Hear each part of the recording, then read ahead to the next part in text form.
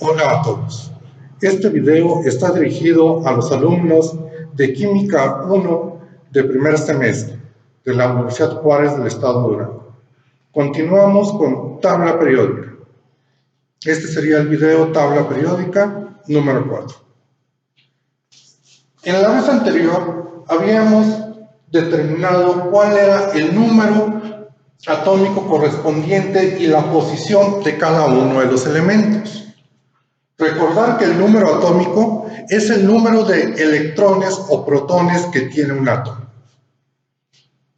Pero de estos electrones que tiene cada uno de los elementos, los que nos van a interesar a continuación son los electrones libres.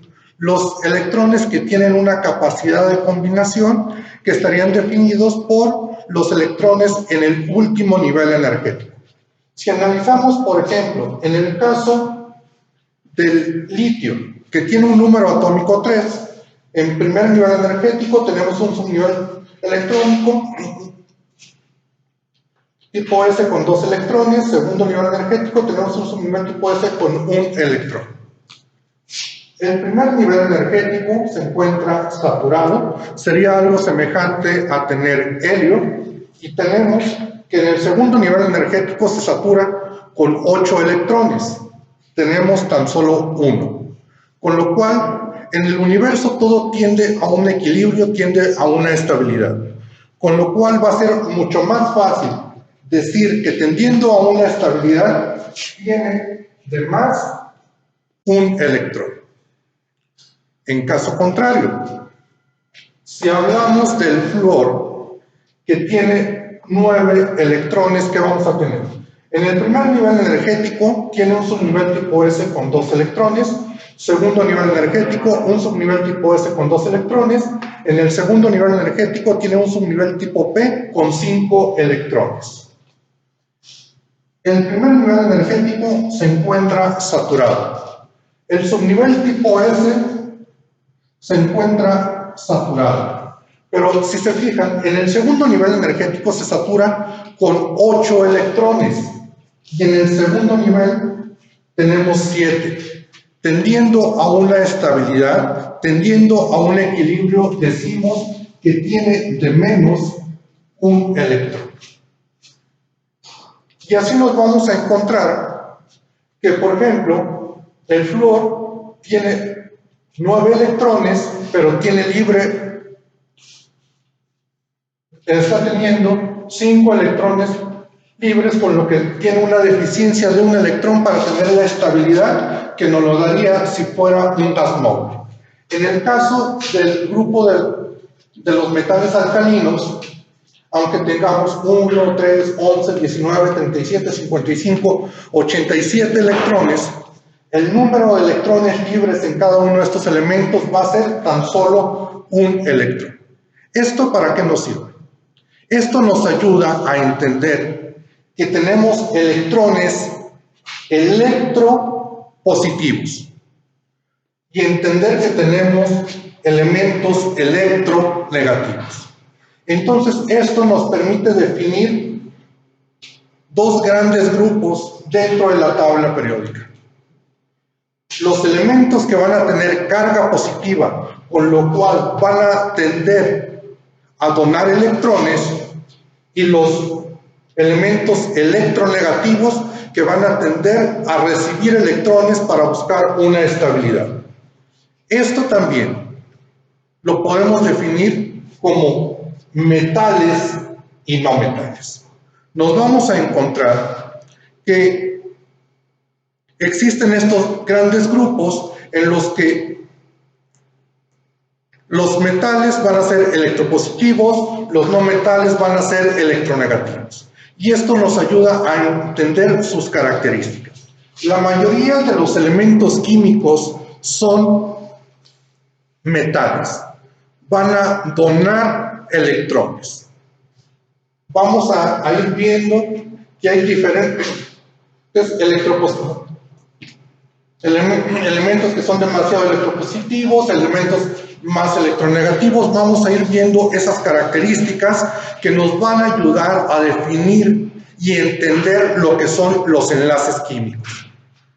Pero en la tabla periódica, entender elementos electropositivos que tienden a donar electrones, electronegativos que tienden a recibir electrones. Vamos a tener otro tipo de elementos que tienden a donar o recibir electrones dependiendo con qué elemento esté combinado. Pero estamos hablando que es una minoría con respecto a la tabla periódica. Entonces, esto nos ayuda a definir características. Si tenemos dos elementos electropositivos, no va a haber reacción entre ellos. Cargas iguales se repelen. Vamos a poder tener mezclas, compuestos, aleaciones, vamos a tener mezclas y aleaciones, pero formación de compuestos químicos no vamos a tener, porque para ello debe existir un intercambio de electrones, que un elemento ceda electrones y que otro los reciba para formar los diferentes enlaces químicos. Entonces, aquí está importante, nuevamente, elementos electropositivos, elementos electronegativos, metales, no metales. Esto todavía podemos ampliarlo un poco más. Si analizamos el caso de el oxígeno tiene un número atómico de 8, tiene 8 electrones, pero de esos 8 electrones, ¿cuántos son realmente electrones libres? Vamos a tener, si desarrollamos la configuración electrónica, vamos a tener primer nivel energético, un subnivel tipo S con 2 electrones, segundo nivel energético, subnivel tipo S con 2 electrones, segundo nivel energético, un subnivel tipo P en posición X con 2 electrones, segundo nivel energético, un subnivel tipo P en posición Y con 1 electrón, segundo nivel energético, subnivel tipo P en posición Z con 1 electrón. Vamos a tener en segundo nivel energético 6 electrones.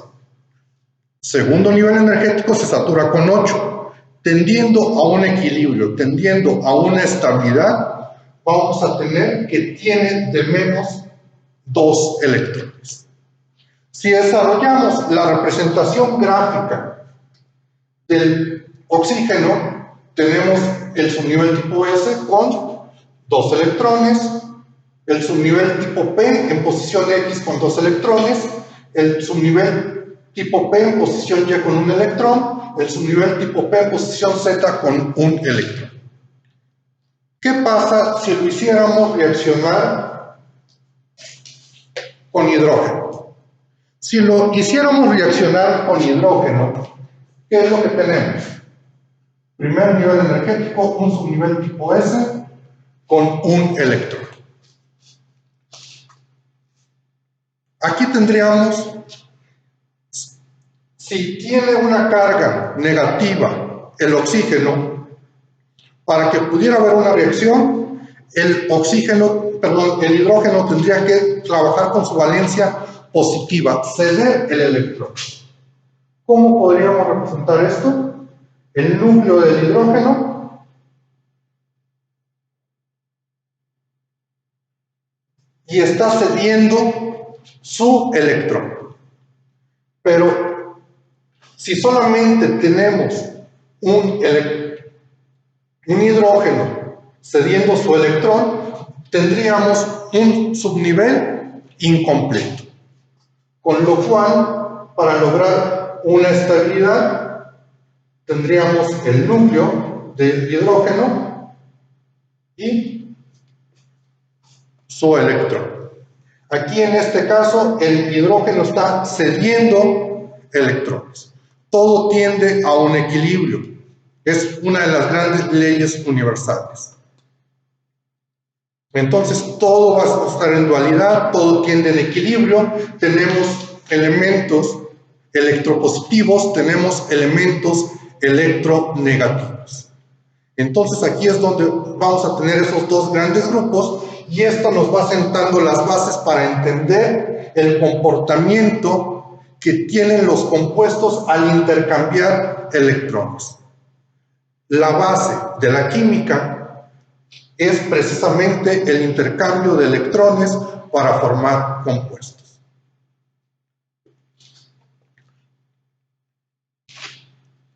La tarea se las voy a indicar dentro del mensaje de WhatsApp que les envíe. Les voy a mencionar una tarea.